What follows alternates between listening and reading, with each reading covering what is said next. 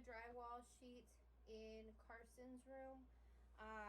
I know that you guys watched me in time-lapse mode hanging the drywall, well, screwing it in and everything in Charlotte's room in my last TikTok. So I'm going to now make a step-by-step video showing you how I did that. My dad's not here, and so I'm going to be doing it by myself. He showed me how to do it by myself, so you know, if you're in that situation too, or you have to do it alone, this video will be helpful for you. The drywall behind me is 10 feet long. I'm going to do one of the longer side of the walls. So I've already measured it. You want to measure at the top and then go 4 feet down and then measure that to make sure that the wall is square. You know, if it's like this or I don't know, it could be wonky. So you want to make sure that you're cutting the drywall to fit the wall. So I have to cut 100 inches off of this 10-foot board. So I'm going to mark it. We're going to get it cut and we'll get it hung up. Start by measuring at the very top of the board the length that you need, and you're going to mark it. Shit. Okay, so do it with two hands. Don't try to film. So I marked it here. I did it at the bottom as well. So I'm going to get my chalk line out and we're going to connect it, snap the line, and cut. So I'm going to get the chalk line. Is also something that you can't really do with one hand.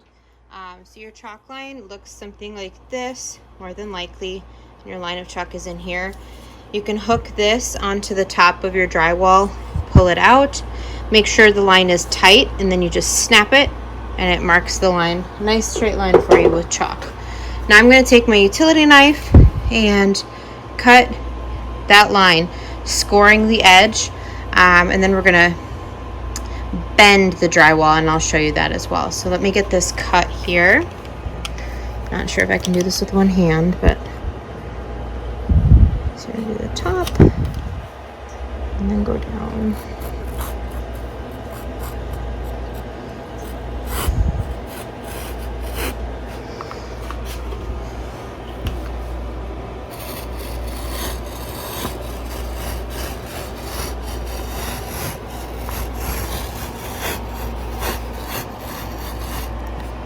And then this, I actually had to snap the line twice because I didn't have it lined up properly the first time. So this is the first line I did, and then this one, you can see where I marked it down here. So going to follow that line.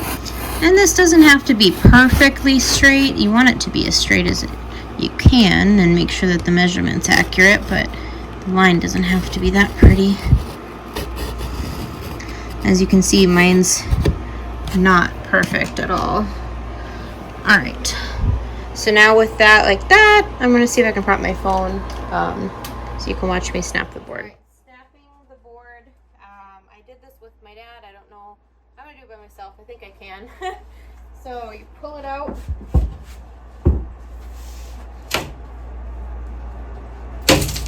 and just bend it in where you cut it.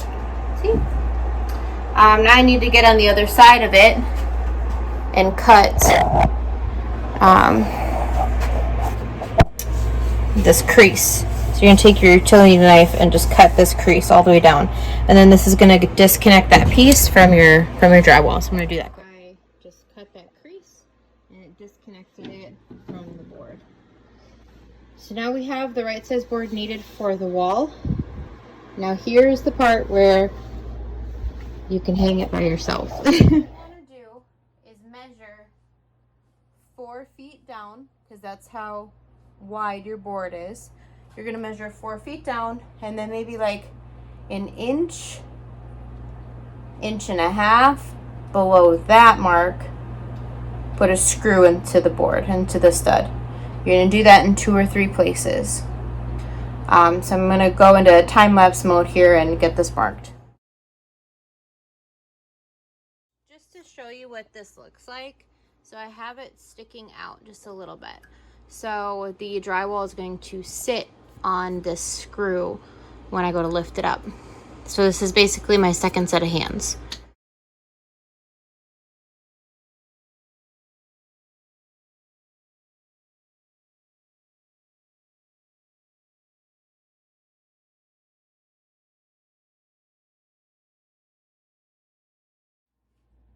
what you just watched me do was mark off where each stud was so that I knew where to put my screws. Even though I did measure 16 on center, so that way we know the studs are every 16 inches, I still like to have a visual for like where this needs to go. So I'm going to screw in a couple, and then we're going to go into time-lapse mode, just because this will take a minute. There's a lot to do. So my dad did tell me you want to do the inner screws first and then the outer edge. So I'm going to go ahead and do that. I forget what ideally the amount of screws you're going to go for. I think it's like 5. So 3 in the center and then 1 at the top and bottom. So I'm going to go right on my line.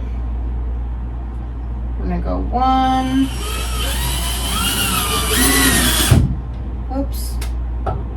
And I went in too far. So I got to do another one nearby.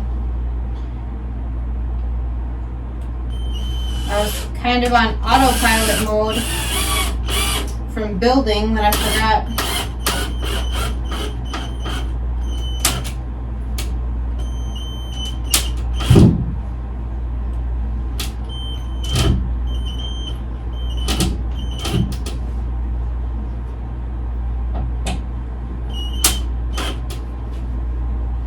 Alright, so I'm going to show you what I did where I messed up, because this is important. So you want the screw to be just under the surface so that the mud can fill it in. You should be able to like feel it a little bit, that it's in. You should be able to take something and go over it without hearing any metal. Like, this is perfect. This is the first one I did. I just in center right through. I wasn't even thinking at all, and I was just like, and it went right through. So you don't want to do that. If you do that, if you are not paying attention for whatever reason and you don't have the special tool that stops these from going all the way through and breaking the paper, it's okay. We'll leave it in there. Just put one nearby. Not a big deal.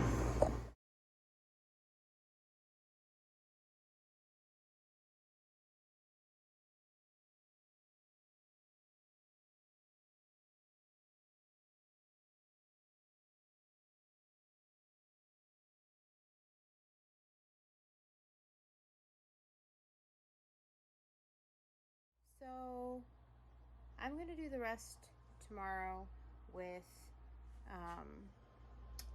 a stool or a ladder, because I can't reach and I'm too tired to deal with it. I'm also pretty sure my tape measure moved by itself. So I need to go to bed.